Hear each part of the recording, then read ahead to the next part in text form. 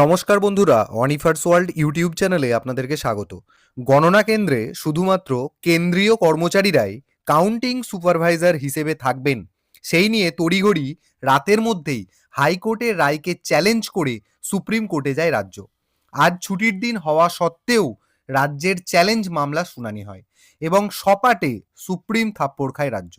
রাজ্যের অভিযোগ ছিল যে নির্বাচন কমিশন বেছে বেছে সেন্ট্রাল এমপ্লয়িদের ভোটের কাজে নিযুক্ত করছে এবং কাউন্টিং সুপারভাইজার হিসেবে তাদেরকে নিয়োগ করছে।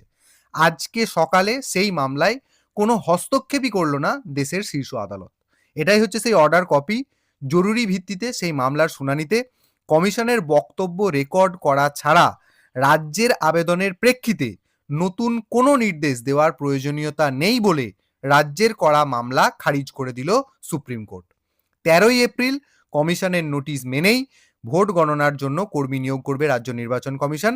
এই ছোটখাটো কারণে আবার কপিল সিব্বল আর মীনাক্ষী আরোরার মতো যে সমস্ত আইনজীবীরা রয়েছেন তাদেরকে নিয়োগ করে আবার কয়েক কোটি টাকা সরকারি কোষাগার থেকে ফাইনালি চলে গেল। তো যাই হোক, লাভের লাভ কিছু হলো না রাজ্যের পক্ষে।